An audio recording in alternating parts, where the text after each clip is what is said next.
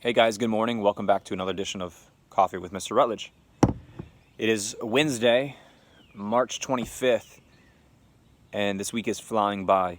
You guys are doing a great job of getting all your assignments in, and I get tons of emails, and I'm checking through and reading all your responses to the questions I'm putting out there.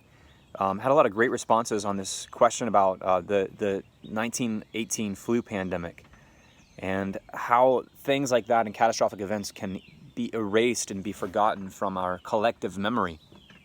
And we kind of do the same thing sometimes with spiritual or biblical elements of our lives.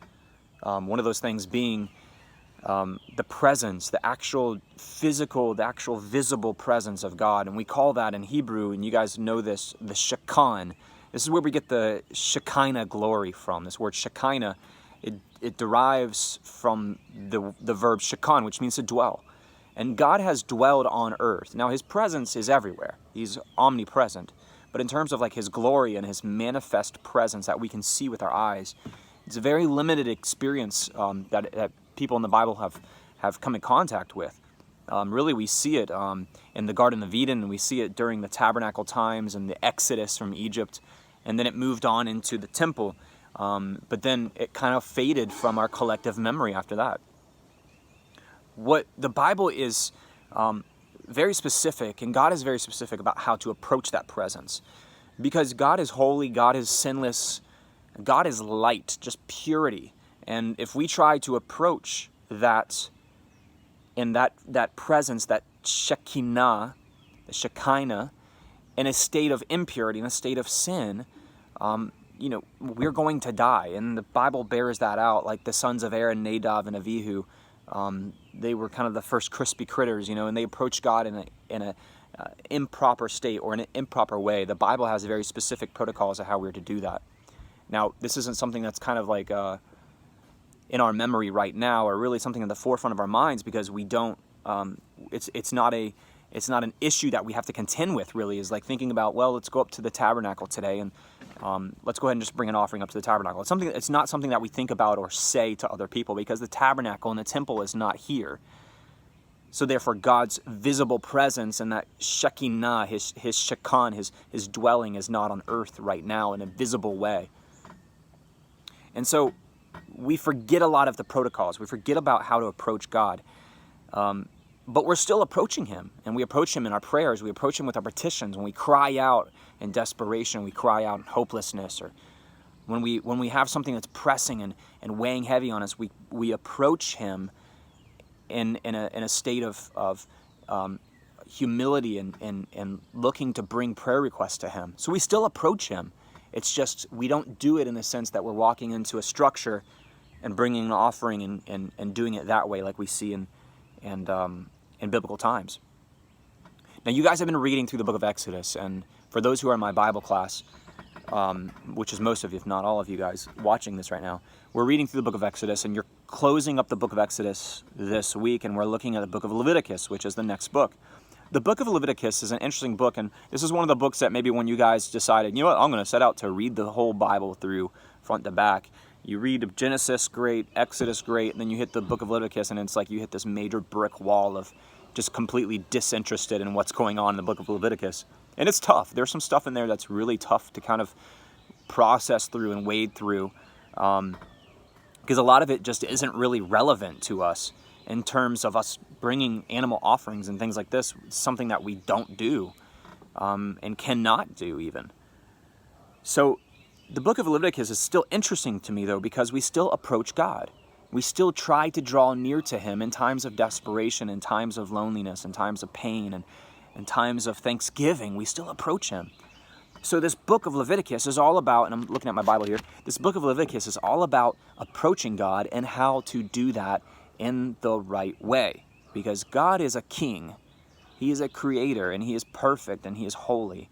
So we don't just, hey, how's it going, God? We don't just pop in unannounced. We don't just treat him like a just like a buddy or something like that. We approach him in a very respectful and reverent way. And the book of Leviticus tells us how to do that. I'm going to read the first verse of the book of Leviticus, chapter 1, verse 1, and I'm going to read it to you in its original language, because there's a word I want you to catch in here. Vayikra el Moshe. Vayidaber Adonai Elaiv, Me'ohel Moed Le'amor. Now the very first word you heard me said was Vayikra. And the root of this word is Krav. Kara means to call out, to yell out to someone, like my wife yells out to the boys and to me sometimes if we're out working in the yard. Hey, dinner's ready. Come eat. 5 minutes till supper. Come in and eat. She's calling out. But why is she calling out? Because she's trying to bring us close. She's trying to bring us to her so that we can sit down at the table and eat together. She's trying to draw us near, right? This word karav means to draw near, to come close to something or to someone. And we see that. It says, Moses called out and spoke to him from the tent of meeting. The Lord called Moses and spoke to him from the tent of meeting, saying, speak to the sons of Israel and say to them, when any man wants to come near and bring an offering, wants to approach. So this book, Leviticus, is all about drawing near to God and how to do that in a correct way. There's another interesting word, this karav, this drawing near, coming close, karav, is actually a form of martial arts. If you go to Israel right now, the IDF, the Israeli Defense Forces, the Israeli Army, learns this form of martial arts that they've kind of created. It's kind of a combination of jiu-jitsu and some other martial arts, but it's called Krav Maga. It means close combat, close fighting. It's the idea of like hand-to-hand combat. You get close to your opponent and you engage them and you bring them to the ground and you fight them. It's not, so it's when things have moved from like fighting with guns to fighting with your fist. Krav Maga is like our version of the U.S. Army's version of combatives, which is kind of like just hand-to-hand combat, how to fight using your hands. But that's that same word, karav, close combat, okay? But if you look at Psalms 73, verse 28, we see this, drawing close to God.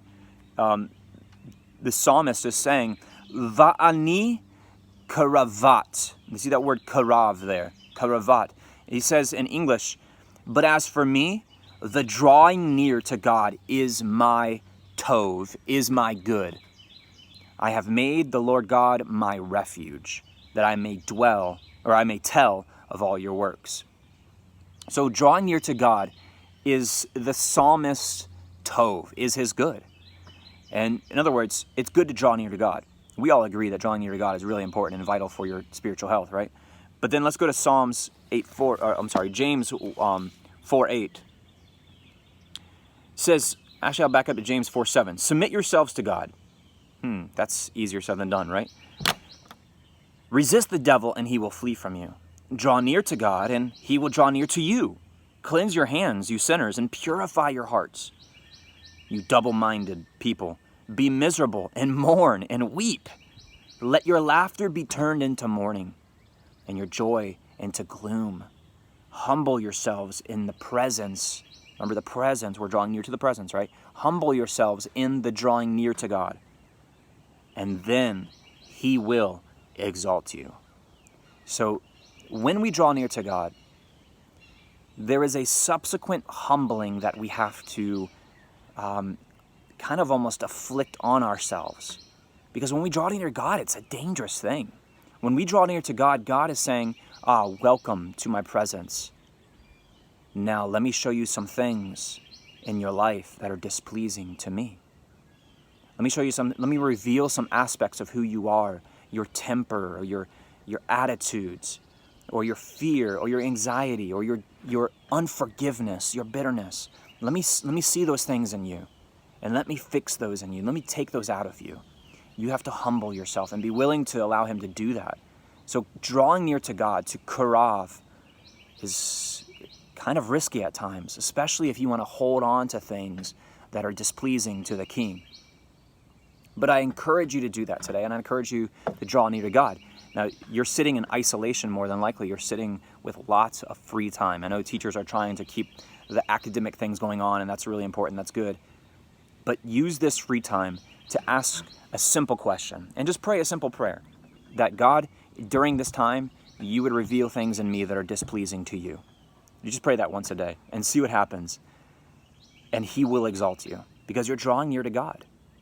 and humbling happens, but then exalting you, and that true joy, that true exaltation will occur, because he's refining you, and he's ridding things out of you. And I think he's using, and I could be wrong, I think he's using the coronavirus right now to draw us nearer to his presence, and to help us take a step back and analyze our lives, analyze our habits, analyze our culture, even as Americans, and ask the question, is this an idol?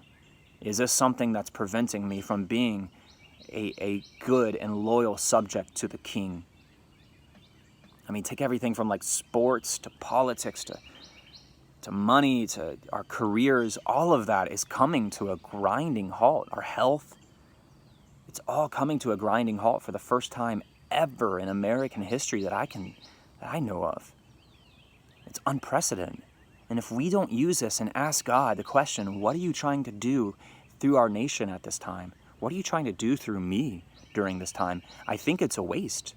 I think we've wasted this time of isolation, this time of seclusion. And I want to encourage you guys to do that. Well, one of the things I'm trying to do, switching gears a little bit, is set up a Zoom meeting. And I want to do a test run, possibly Friday, and see how many of you guys can jump in and do Zoom with me. I've never used Zoom, but I want to try it. So be watching your emails, guys, for a possible meeting on Zoom for Friday. And it's just going to be like an optional. I want to see how many of you guys can jump in. I want to see how it works and work out any kinks and stuff on Friday.